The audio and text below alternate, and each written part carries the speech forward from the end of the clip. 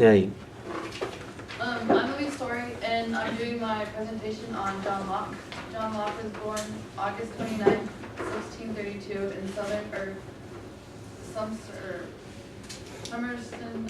Somerset, England.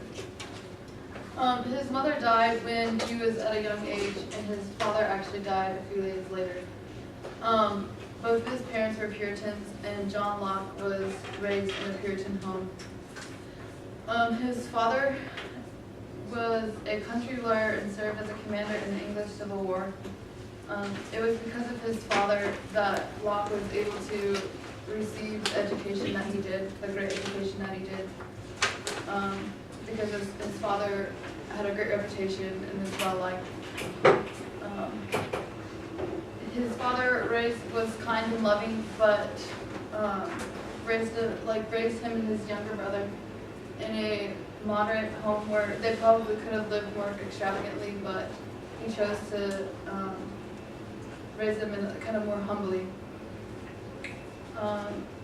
He was educated at Westminster School in London and received the King's Scholar Award, which very few young men received. And then after he was done at Westminster, he went on to Christ Church, Oxford. Westminster and Oxford were both top-of-the-line education. Westminster was the top school in England, and the Christ Church, Oxford was the most important Oxford education. He actually went to school at Oxford for about 30 years, studying logic, metaphysics, classical language, and medicine. Metaphysics is basically, they answer the questions, what is ultimately there and what is it like? So if you remember in our assignment a few weeks back, we talked about Descartes, and Descartes answered these questions like we talked about the mind. Is the mind an actual thing, or is it, I don't know, an abstract? So I don't know. And so, but basically, is the mind a physical being? And that's kind of what metaphysics is, answering what is real and what is there. Classical language is languages that are like classic, come from back in classic, but they're not derived from a different language, they're independent. And so that's another thing he studied while at Oxford. He studied medicine under Sydenham, England's most noble physician of the 17th century. And that is how he met Lord Ashley, who later became the Earl of Shaftesbury. Becoming Shaftesbury's, like that friendship changed the course of Locke's life. Basically, he was pursuing a career in medicine, but when he became friends, Shaftesbury talked him into moving to London and becoming his personal physician. And as Shaftesbury's reputation grew, so did Locke's reputation and responsibilities.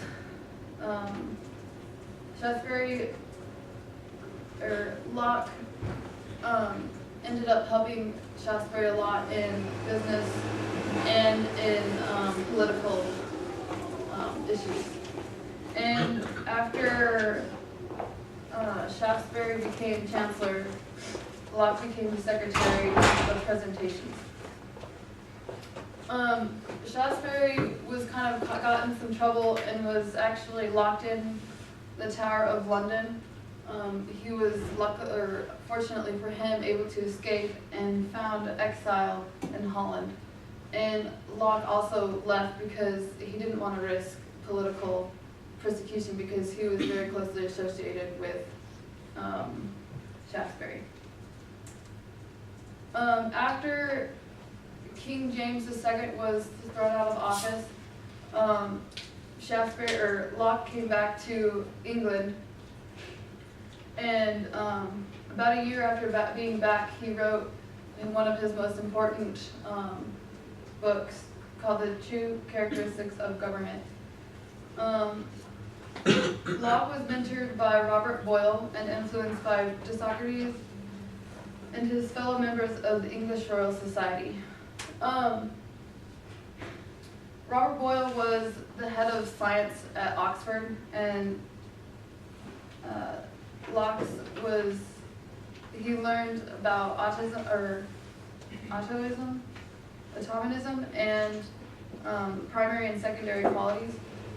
Automism is basically the idea of studying how atoms come in different shapes and sizes and what they make up. Just basically the study of atoms. Primary and secondary qualities, they convey things that are real, and so for example, like if a ball is round, it's round. Like you can't say it's a triangle. And so they basically studied like obvious facts, and that's kind of that's what primary and secondary qualities are.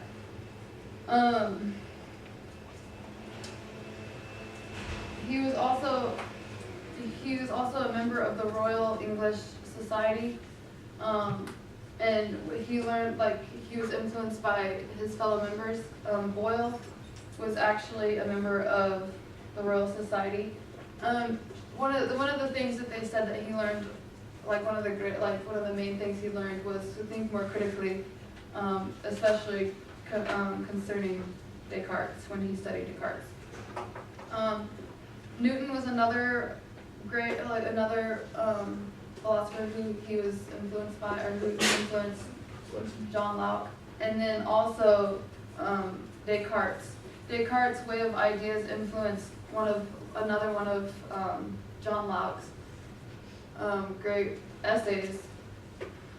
And that was the main influence, or Descartes' way of ideas was the main influence in his writing of that, in an essay.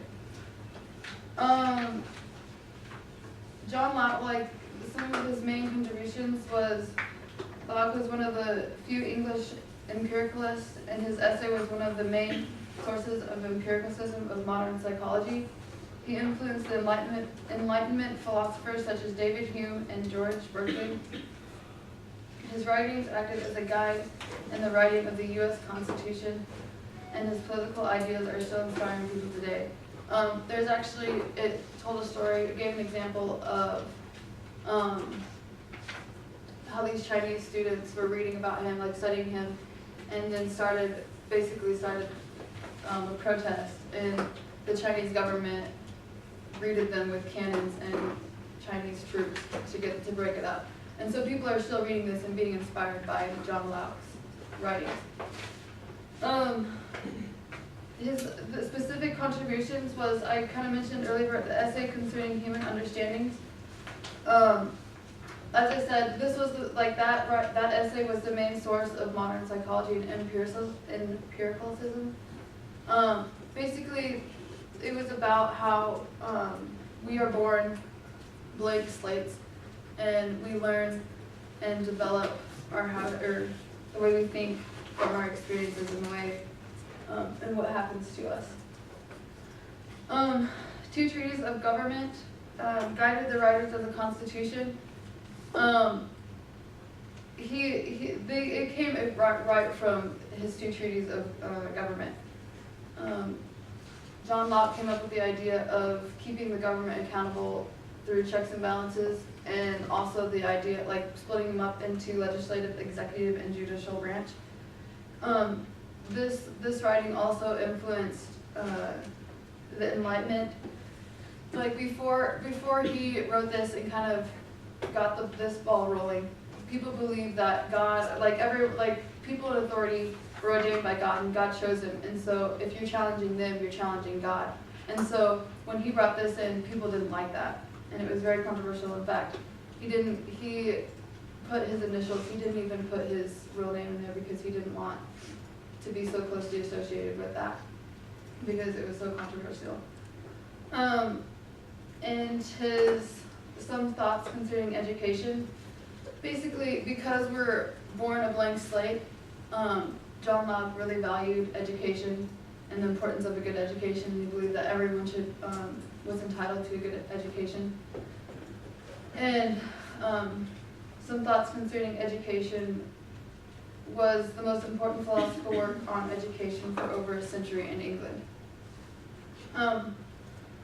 And the Bible verse that I chose for this, it says, "Train your child in a way that he should go, even if he is old. Even when he is old, he will not depart from it."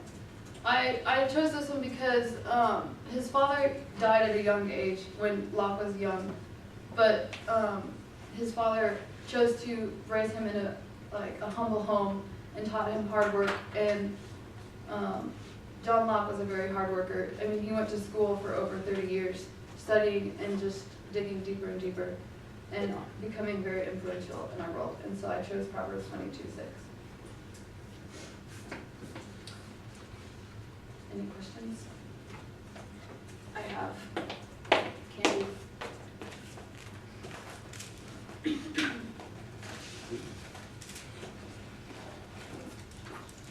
I brought some Kit Kats. I was going to ask a few questions, and then I'll give you guys a chance to ask some questions. The first question is, what kind of home was John Locke raised in? A Puritan home. No, I raised my hand and she had said it. Come on. Well, we said now everybody wants to participate. Now I gotta learn this. Thank you. Okay, the second question is, he studied what were some of Locke's main influences? Descartes. Okay. Oh. And the third question is, what was Locke's main political writing that he played a huge part in writing our Constitution?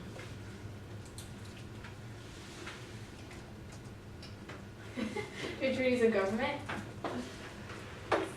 Okay, I have one more Kit Kat for someone who wants to ask a question.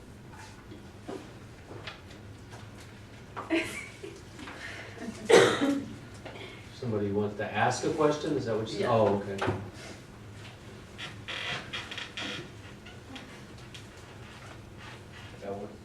What did you find most interesting when you were doing your research on Locke?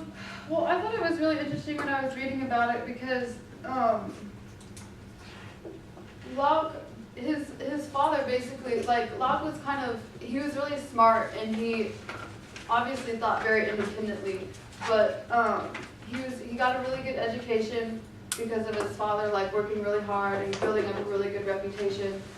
And then that was one of those, that was the sole reason, his reputation was the reason why he got such a good education. And then he became friends with Shaftesbury, and basically kind of rode that with Shaftesbury, like I said, as Shaftesbury's influence grew, so did Locke's, and that's how Locke became so influential. And even after Shaftesbury got into some trouble, he was still very influential, but he got started because of the influence other people had. So I thought that was kind of interesting.